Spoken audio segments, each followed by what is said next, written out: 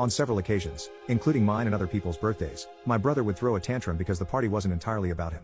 He would go as far as outright stating that he was upset because he wasn't receiving any gifts or getting to blow out the candles on the cake. My parents learned the hard way that they couldn't enable my brother's behavior at those parties and were actually kicked out of a few for attempting to do so. As a result, other kids at his school stopped inviting him to their birthday parties altogether. For me, my birthdays were some of the only days where I could have the focus on myself. Otherwise, my parents forced my life to revolve around my little brother. The year prior to the incident I'm describing, my parents ended up paying more attention to him throughout my entire 13th birthday. They even asked me if I would let my brother blow out my candles for me because he was upset and pouting. I refused because I wanted to blow out my own candles.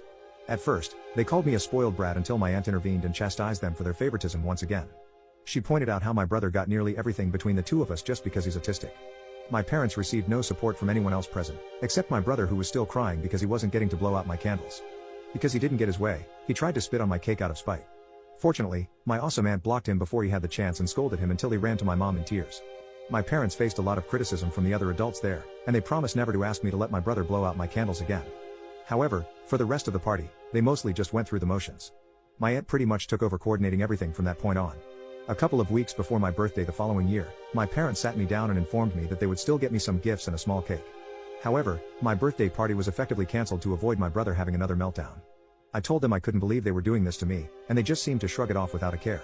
So, over the next week, I told my friends, teachers, and even my school counselor about the situation. All of them were appalled by my parents' lack of consideration or empathy. The vice principal even found out and consoled me. Through social media, news of the situation reached my parents. As a result, they grounded and gaslighted me for telling so many people. But that still didn't stop me. I then started telling everyone at school that I was grounded for being upset. This worsened the situation because several parents contacted them, basically saying, "What the hell is wrong with you?" Suddenly, I was ungrounded, but I didn't receive an apology. My dad simply walked into my room with his arms crossed, informed me that I was ungrounded, and then walked out. That was it. I thought my party was still cancelled because nobody said anything about it. My brother found it hilarious and taunted me about not getting to celebrate. However, by the end of the 2 weeks, my parents held a surprise party for me at my favorite restaurant. They started claiming that was their intention all along, but I knew it wasn't true. Those with spoiled siblings, when did your parents realize they terribly messed up? From what I had seen, everyone was incredibly unhappy with them for what they did, and it showed in their interactions with my parents. So, they ended up throwing the surprise party to try and salvage what little of their reputations they had left. But I'm pretty sure they had to spend a significant amount of money that day just to accommodate me. I had dinner with all my friends at my favorite restaurant, which had a small arcade. I even received the PS4 gaming system that I had been yearning for at that time. I could tell it was all pretty much planned and bought last minute. My dad had a look about him that my aunt comically described as looking like a moth had flown out of his wallet. Of course, my brother made a huge fuss about me getting that surprise party. But with so many of my friends and their parents present, my mom and dad finally put their feet down with my brother. This time around, they stopped his tantrum when he wanted to push my cake off the table. For the first time since he was a toddler, my brother received a timeout, and my mom had to stay with him to ensure he didn't do anything crazy. He tried several times to run toward the cake or the stack of presents, but there was always at least one adult on guard. Even my dad stood watch to keep him away. My mom ended up having to take my little brother to a nearby McDonald's so he could have fun in their play area. I later heard that she spent at least an hour trying to get him to come out of the play structure. He only came out because he needed to use the bathroom. Then he tried to run right back in again. While I still lived with them, my parents never attempted to cancel my birthday again. However, they never again put in as much effort or spent as much.